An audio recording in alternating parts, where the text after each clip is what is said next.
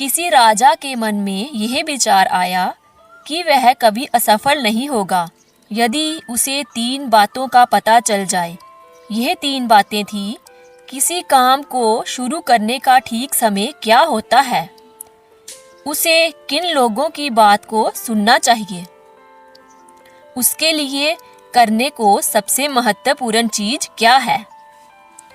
राजा ने इसके लिए पूरे राज्य में संदेशवाहक भेज दिए, यह वायदा करते हुए कि किसी भी ऐसे व्यक्ति को बारी राशि दी जाएगी जो इन 3 प्रश्नों का उत्तर देगा।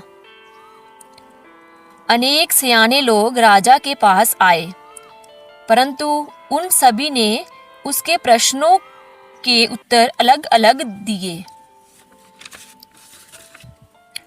पहले प्रश्न के उत्तर में कुछ ने कहा कि राजा को एक टाइम टेबल तैयार करना होगा। दूसरों ने कहा राजा को बुद्धिमान लोगों की सभा की जरूरत होती है जो उपयुक्त समय पर काम करने में सहायता करें। किसी ने कहा किसी चीज के करने का उपयुक्त समय जानने के लिए यह जरूरी है कि भविष्य में झांका जा सके और केवल जादूगर लोग ही ऐसा कर सकते हैं। इसलिए राजा को जादूगरों के पास जाना होगा।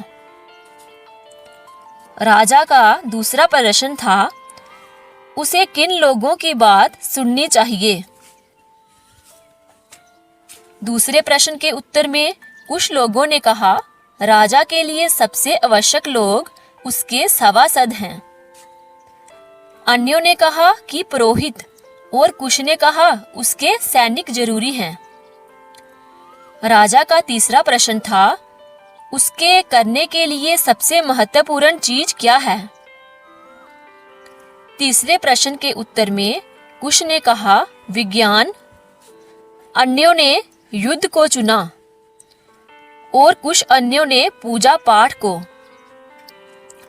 राजा के प्रश्नों के उत्तर बहुत भिन्न भिन्न थे। राजा संतुष्ट न हुआ और उसने किसी को पुरस्कार न दिया। उसके बाद राजा ने एक सन्यासी की सलाह लेने का निर्णय लिया जो अपनी बुद्धिमत्ता के लिए दूर दूर तक जाना जाता था।